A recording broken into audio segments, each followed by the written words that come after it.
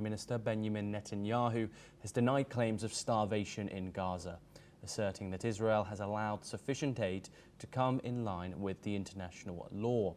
Speaking at a conference in Jerusalem, he insisted Israel is addressing humanitarian needs.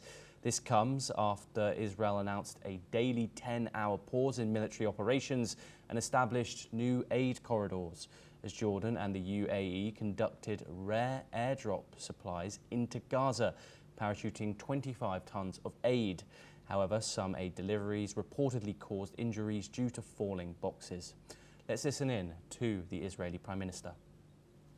But the main thing that I want to stress is the importance of winning the battle for truth. And that is a battle that we fought even as we speak now. Israel is presented as though we are applying a campaign of starvation in Gaza. What a bold-faced lie. There is no policy of starvation in Gaza, and there is no starvation in Gaza. We enable humanitarian aid throughout the duration of the war to enter Gaza. Otherwise, there would be no Gazans. And what has interdicted the supply of humanitarian aid is one force, Hamas. Again, the reversal of truth. Hamas robs, steals this humanitarian aid, and then accuses Israel of not supplying. Meanwhile, Brigadier General Efi Defrin also supported Netanyahu's comments and dismissed starvation claims as false and deceptive, blaming Hamas for misinformation. Let's take a closer look at what he said.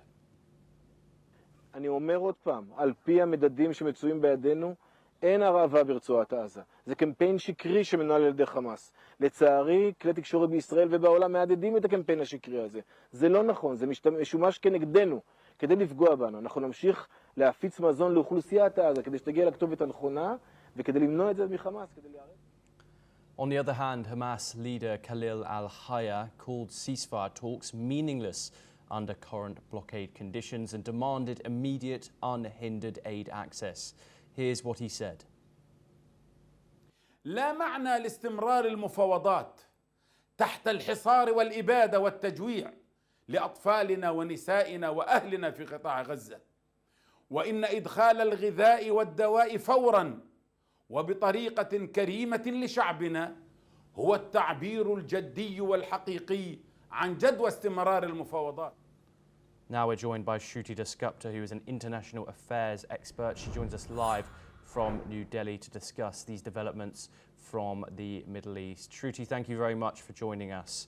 Some of these statistics that have come out from agencies like the United Nations, who says that over 1,000 people have died from starvation and malnutrition amid the ongoing blockade. And we also have the World Health Organization that says nearly 1 in 5 children under 5 in Gaza are now acutely malnourished. What are your thoughts to think that Benjamin Netanyahu says this is a complete lie? I mean, we've all seen photos of starving children and starving people in the Gaza Strip. What are your thoughts here on Benjamin Netanyahu's comments? Greetings, Thomas. Thank you so much for inviting me. From what I understand, Gazans have been turned into the cheese in the mousetrap between Hamas and the IDF, and their starvation is being utilized very effectively to kind of bring pressure on Israel and its activities in Gaza. Of course, there is starvation. Of course, there is malnutrition, because it's a war-torn zone, not just troubled by what the Hamas was doing even before the October 7th attack, but also after it. So getting aid into Gaza is a necessity, and there are people who are suffering. To say that there is no starvation is living in an deception of their own. But also the numbers that we've been talking about, we have to understand that it is a war-torn zone. We do not have the exact tally. We cannot go inside as an external party or any UN or any other organization cannot go into those zones and get the correct analysis of what is exactly happening. We have to believe whatever the Palestinian regime tries to tell us, or the numbers Hamas peddles out.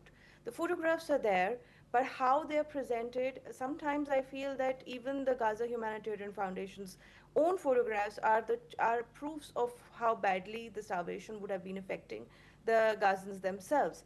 So it is a difficult situation. Unfortunately, while we hold Israel responsible for stopping the aid trucks to flow in, we are unable to hold Hamas responsible, who are also very much part of this peace deal and are actually actively stopping the peace from happening in Gaza.